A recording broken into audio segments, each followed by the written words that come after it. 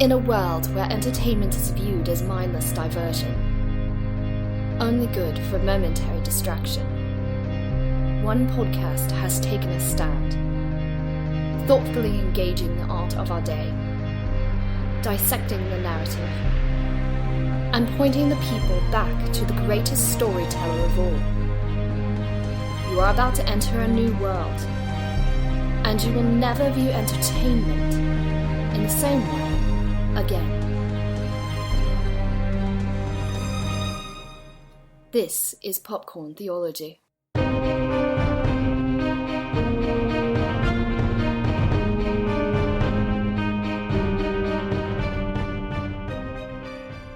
Welcome, movie lovers and theology nerds, to Popcorn Theology, where we examine films for where they align with the greatest story and our greatest storyteller, discussing what to receive, reject, and redeem for common ground, fruitful conversation, and mindful movie consumption.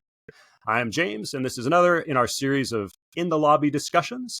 And for this series, it's going to be a more spine-tingling few episodes as we discuss horror, movies, television, books, etc., and we're tackling the genre as a whole, and admittedly a very controversial genre in Christian circles, likely to generate some hot takes, especially with my two guests. So let me introduce you to Mike Duran and Joe Thorn. Welcome, guys. Greetings. What up? Well, we're just going to dive right into it. But before we start talking horror, let's talk about you guys. Mike, this is your first time on Popcorn Theology. We've been Facebook friends for a number of years, but a novelist, blogger, and more based on our subject. People can guess probably one genre that you dabble in, but why don't you tell us a little more about yourself? Cool. Well, I appreciate you having me on, James. Kind of a long story. I actually wrote a book about my spiritual pilgrimage, but I'm an ex-pastor, so that should ring a lot of bells and trigger lots of folks. But I'm an ex-pastor, still an ordained minister, but no longer pastor in a church. I was an active minister for a little over 10 years and got into the ministry at a very young age, ended up merging with the church. It's just a long, tragic story of ended up having to disband the church. And it's interesting because it was my experience in the church developing teaching skills, storytelling skills, that actually got me interested in becoming a writer, which is what I pursued when I left the ministry. I began pursuing writing. Now, to back up, as a kid, I was raised in a very troubled home, alcoholic home, and ended up getting involved in occultism and hallucinogenic drugs. And so this was a very serious and deep dive into a lot of dark stuff, which actually kind of influences my interest in the horror genre. And maybe we can talk about that as the podcast goes on. But that informed some of my writing. When I decided to start writing and pursuing writing, well, the evangelical writing and fiction community is pretty it was pretty defined. It was a very lively group. And so I decided to get involved in the evangelical writing community. However, that's a very conservative community. And being that I wanted to write dark fantasy, horror, speculative fiction, there's real allergies to that in conservative Christian circles. And again, that's allergies is a nice way of putting it. Yeah. So I ended up writing my book, which is still remains one of my most popular sellers, Christian Horror, kind of as an apologetic for why the genre should be permissible in Christian circles. And part of the reason I wrote that was all of the stinking flack that I got from Christians about horror and dark subject matter. And it's interesting because two of the biggest selling Christian authors at the time, and I think still, were guys that dabbled in horror, Ted Decker and Frank Peretti. Peretti's This Present Darkness is really horror. It's a horror book. And then the same with Decker. Decker gets into dark things, writes about serial killers all the time, and stuff like this. So it's kind of an odd marriage there. But anyway, I started self-pub. I was contracted by a Christian publisher. First two books were published in the Christian market. And at that point, I realized that there was a pretty uneasy fit with the Christian market. So that's when I kind of went independent. And so I published, I think I'm on my 14th or 15th book now, but I've published most of those independently. And it's been a fun run, met a lot of people. And so it's really a subject I have a lot of interest in. So, yeah. I plug that immediately. I like the title Christian Horror on the Compatibility and of a Biblical Worldview and the Horror Genre. Your subtitle is about as long as my first book, too. I sort of was obsessed with that kind of thing. I only devoted about half a chapter to the subject, but I did want to broach that because as a movie lover and actually a horror movie aficionado, I would face a lot of those questions as well, and as a minister. So I wanted to make a case for it, but you've now written one of a few, I think, good books that kind of give a more comprehensive deep dive into a lot of the ideas and a lot of even the history of the history of horror moving through. And we'll probably get into more of those when we're talking about themes later. But Joe, you have been on for, I think, all you've done is horror when you've come on our show. And I actually looked it up too. I was like, have I had him for anything else? And your name actually came up, I think, in Finding Nemo, our Finding Nemo episode, but only for some reason that was a glitch. I was like, okay, no, unless we want to consider that a horror movie. So let everybody know kind of about your story as well, just so they know where you're coming from. Yeah, my full-time gig is I'm a pastor, the lead pastor of Redeemer Fellowship in St. Charles, Illinois. It's the greatest church I've ever been a part of, where I get to be myself. I don't have to pretend. So yeah, it's a great church. Married, 4 kids, 2 dumb dogs, and I've been a horror nerd my whole life. I have been watching horror movies since I was a very little kid, when it was just catching Son of Svengoolie, Saturday presentations, and that was a good time. That was fun, But because I didn't really have any filters growing up, I had access to anything I wanted to watch. Like, my parents didn't care if I watched hard R movies, or much worse, they didn't really care. So I was watching, I was in 4th grade when I saw An American Werewolf in London at the theater. And none of my kids were allowed to go see that movie because it was way too explicit in every way. But, my parents would take me to see anything. So always been a fan of horror for a number of reasons. But to this day, yeah, it's my favorite genre. I still enjoy a lot of horror movies. Well, you're both kind of leaning into what I want to go into in our first question, and it's with interesting backgrounds to talk about it too. My parents were not anywhere near as permissive, and so I think part of my attraction to horror stories may have been the aspect of taboo. It was. I remember actually when I was a teen, my dad he found and burned a copy of The Great and Secret Show by Clive Barker that I had, and so that was kind of probably some of that was rebellion, but I guess our first question I want to unpack with you guys. Well, I guess it's 2-part. I want to talk about what we think the attraction to horror stories is in more general for people. But we'll start with each of you guys. You've hinted at a few things, and I'll lead by example because I was racking my brain, and I'm not sure if it was Abbott and Costello meet Frankenstein, which may have been the first because my dad was a big Abbott and Costello fan. But I think at least one of the first things I would label as true horror that I watched was the first Godzilla movie. Right? It's because the 1954 Godzilla movie is serious and scary. I mean, rubber suit aside, as a 5-year-old, you don't see it that way.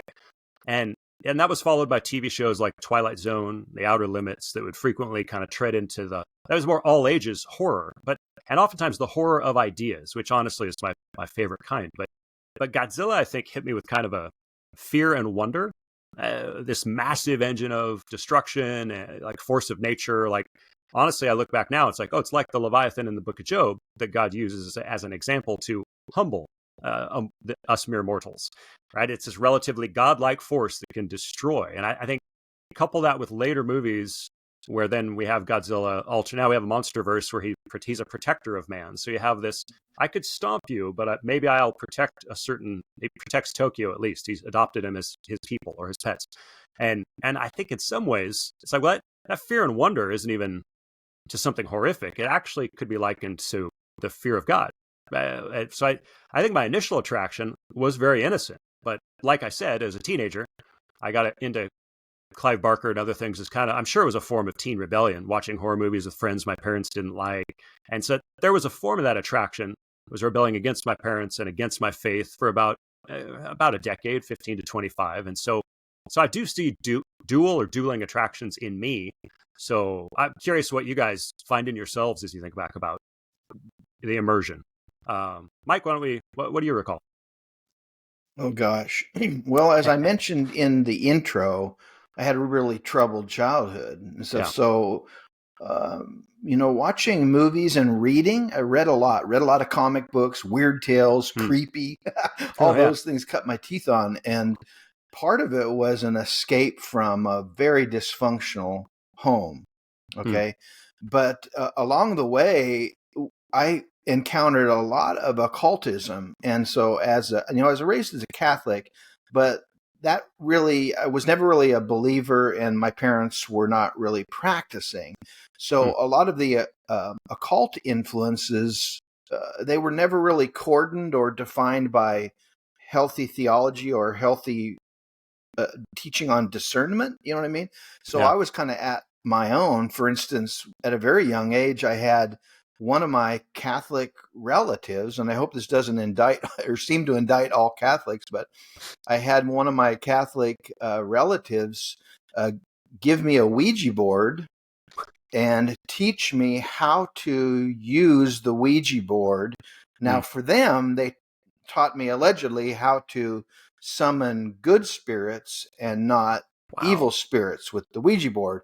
And this was the practice that my aunt, good old Aunt Mary told me to get a votive candle that was blessed by the Catholic Church, light the votive candle, blow it out, and then take a shot glass, capture the smoke from the blessed votive candle in the shot glass, and then use the glass, the shot glass with this holy smoke as the planchet. And so we used to summon, let's say, good spirits with the Ouija board. Now, this was kind of a trend in my life for whatever reason. I ended up, like in high school, encountering warlocks. We had a warlock friend who we would go smoke pot with and hang out with at lunchtime. And anyway, so all that to say is that there was a lot of darker elements in my early life, and I was seriously trying to grapple with them. Like, were these things real? Were ghosts real? Were demons real? Could could we summon spirits of the dead? Could we, could they foretell the future for us? And so that was a very real element in my life early on. And so, how that all transpired or worked its way out is another story. But so for me, a lot of my interest in horror is its appeal to a supernatural worldview. Horror appeals to a world that's much bigger, an invisible world, a world that's much more, complex and potentially evil than the world we see with just our eyes all the time. So, like I said, it's a big issue, but that was one of the things that got me interested in the horror genre, is just grappling with the supernatural in my own life. Yeah. Well, if I hear you correctly, life at home was not good. So almost looking for the escape, literally, and almost just another world, kind of like that's what I'm hearing when you say it. In some ways, that makes sense. Absolutely, that allure and attraction. Let's circle back to that a little bit later for sure. Joe, what about your journey on that same question? Yeah, I don't remember, like a kid that grows up in the church, I don't remember a time not watching horror. It was just always there. And of course, I'm, as any kid is, I was drawn to it because it's exciting, right? It's a thrilling story. I've been drawn to it because it's intellectually stimulating. We're exploring, either traditions or psychology or cryptids or whatever. Like, there's just interesting stuff, the supernatural. But to be honest, horror, I say this a lot, horror is the most honest genre because it tells the truth. the world is beautiful and magical and very dark and very dangerous. And it tells the truth in that. And when watching horror, it reflected the world that I did see with my eyes. That, beauty and magic, and it is absolutely a nightmare as well. There's evil, there's demons, and long before I was a Christian and believed any of that, I was familiar with demons. I saw too much in the real world that was not reflected in TV, and so when I would see it, it just seemed more honest. Even if it's funny, even if it's like it's sort of nodding the head at like, oh well, look, we all know that this is going on. How can we actually, deal with the truth that there are monsters here? There are actual monsters, and I don't necessarily mean a cryptid. I mean, evil people doing bad things. Though, maybe some cryptids do. So it just resonated with me because it says that there is evil and that we need to fight for humanity. I mean, like that's what horror is oftentimes doing. So I like that it was honest in that sense, and so it's just always been the thing that it allowed it. And I think, and this is true for a lot of people. We get to watch horror, and it's like, here the problem is actually admitted or addressed, and there is a resolution, even if the story doesn't have a resolution. The film ends. And so it's like we get to experience the end of this evil in either the resolution of a film or the completion of a film. And so that's, the cathartic thing that most, horror directors talk about that people appeal to, which is certainly a part of it. But in general, I just think it's honest and, tells a more true story about the world that I know. Mike, you mentioned creepy stories and other things. Actually, I got a creepy compilation right behind me. Joe, do you remember what some of the first stories or movies were that you sort of encountered where you were young Joe? Well, I know I watched The Creature from the Black Lagoon on TV. Speaking of cryptids, and it's a great film. My youngest son is big into horror, and he loves that movie. And so and what's interesting about that is that was the first time I had ever encountered scripture because it opens with a reading from Genesis. Oh, that's right. Yeah. And I was like, and then it goes from that, and then it goes into evolution, and then we get that one of the best monster suits of all time. So it was, that was one of the early ones. And like I said, I was probably 5. I had the creature action figure that would glow in the dark. And so I know I was watching stuff early. And then when did Salem's Lot, the series, was that 79 or 78? That was late 70s, early 80s. Close to that, yeah. So, no, it was definitely in the 70s. Because I remember where I was when I saw it, and that little boy in the window, let me in, was like one of the greatest things. Because I was like, that scares me. This is awesome. Have you seen the trailer for the new iteration of that? I just did. Yeah. Oh, that looks really good, man. They've been sitting on it forever. It's getting some bad marks, but I go into every movie like rooting for it to be good and trying to like every movie. I try to like every movie I watch. So I have hope for it. Right on. Yeah, I remember probably another early one I think I watched over from behind my parents' couch, like sneaking out and trying to keep watching it was, and I don't know why my parents rarely, if ever, I don't know why they were watching The Fog, which was another one of my favorites. 70s. And there's that scene at that's 1980. Okay, there's a scene at the end. So I'm 7 watching The Fog, and you have these. You were talking, Mike, about are there spirits? Is there life after death? And here, being raised in a church, but then seeing, these have risen from the dead. The dead have risen, and what are they doing? And then there's also this idea they're getting justice for being wronged, which again, which to me is a biblical concept. So even there, it's like I was scared. It's like oh. And there's even, I think the movie ends with a sickle swiping across kind of at the viewer. It's like you're the POV, and like that's a frightening element of judgment. So these ideas are James, frightened but also attractive. Yeah, I just because you said we could do this. Yeah. Anybody listening, stop screwing around and go rent The Fog. Go watch Fog. It has one of the best horror scores of all time. I actually listened to it for fun. One of the top 3 movies that came out in 1980, and there was a bunch of them. Oh man, the acting is great. Everything is good about that. I watch it every year, and oh my goodness, I have 3 top ghost horror movies. That's one of them. I'm such a fan. I love that you pointed that out. What a great movie. Isn't that actually, wasn't like revenge or justice wasn't that one of the big themes of that? I've only watched that once, but I remember that because the old sailors were coming back to get revenge or to enact justice for some act, wasn't it? Yeah. Oh yeah. And the hapless people in town are paying the price for what their ancestors did, almost sort of an inherited curse that's kind of come down the line. And so a primary objection to horror movies, we all have heard it, right? They're just attraction to evil and the occult or violence and gore. So what do you think are honestly the main things that attract people in general to horror movies? Good, bad, indifferent. I think the cathartic element that Joe mentioned is a big issue because you can, let's face it, the world, it can be a horrific and terribly scary place.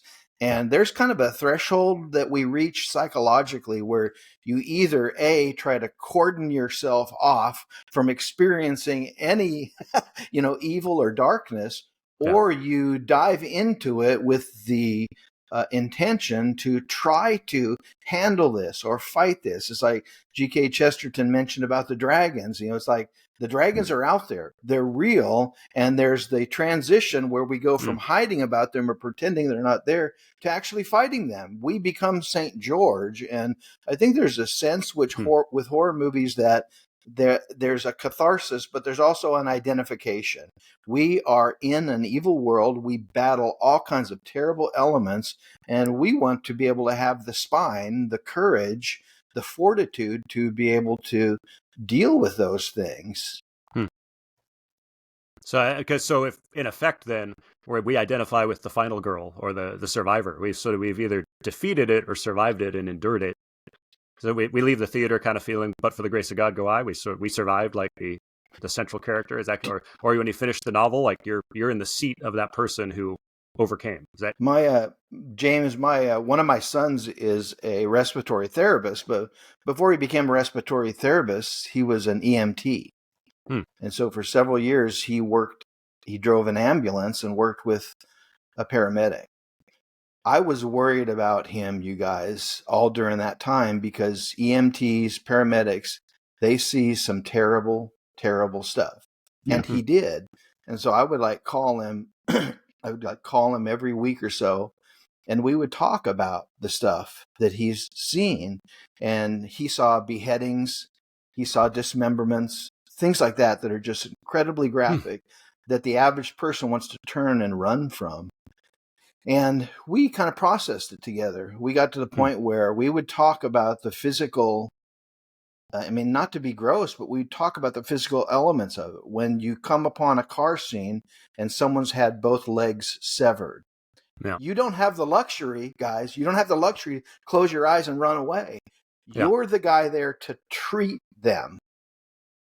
And you know what I see, that one of the reasons why I think it's, that people like horror, or at least are attracted to horror, it's a way to not run away. It's a way. We need people who can look evil in the face and not run away from it. We need people who are able to face the demon and confront it and not flee with our tails between our legs. You know what I mean? And there's a sense, I think, a latent sense where we view evil, or we view horror because we want to be able to grapple with the evil that's invested in our lives, Wow. You like that, Joe? Yeah, I think that's right. I think that's I think on a very superficial level, a lot of people go and watch horror because it's titillating, exciting, fun, funny, whatever. And that's fine. That's fine. But the reason that it sticks, and the reason that we have such a depth of good horror is because It's not generally about that stuff. It's speaking to much deeper themes. It's just using the dark, supernatural, scary, or whatever to explore things that are sort of echoing in everyone's mind and heart. So yeah, I think we should recognize all of it, right? People go to see it because it's cool. Oh, we're going to see a vampire movie. Vampires are cool. Like, all right, I'm more of a werewolf guy, whatever. I grew tired of the sexy vampire thing pretty quick when I was a kid. Like, it's like, not 30 Days of Night. Wait, awesome. The sexy vampires aren't cool, or which vampire is cool? The old school or the sexy ones? Even old school were a little sexy. Nosferatu, best vampire ever. 30 Days of Night, awesome, scary vampires. Yeah. But if they're like making out and showing nipples, I don't care. I'm not into it. I don't want to see them vampires. I like the Wolfman, like werewolves, isolated, lonely, mournful. Like, I'm big into 1941's The Wolfman. Mm-hmm. Anyway, so I think people are exploring these things because they're fun, obviously, but also because they resonate, even if they don't consciously know. They're resonating. Like, there's a vibration going on intellectually and spiritually that goes like, yeah, there's something here that's right. Nice. We hope you enjoyed this first episode of our In the Lobby series. To watch future episodes, click the link in the description to support us on Patreon and become a patron saint. Subscribe on YouTube for more content, follow and interact on social media to share with others, and remember, you are not a mindless consumer.